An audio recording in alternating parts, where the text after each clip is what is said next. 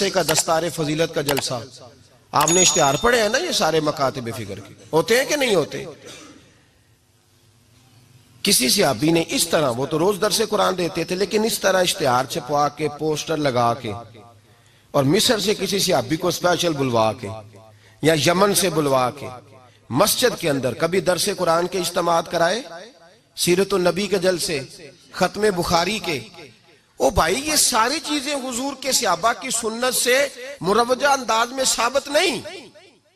मुझे बता मेरे भाई, मैं दर्द के साथ तुझसे सवाल करता हूं कि सीरत नबी के जलसे में तू पेशावर से मौलाना बुलाए, पिंडी से बुलाए, तू गुजरात और कराची से लोगों को बुला करके अगर सीरत का जलसा कराए, और तू उसमें एक आदमी को कराची से बुलवाया जा रहा है तो तूने उसको 20,000 की टिकट भी दी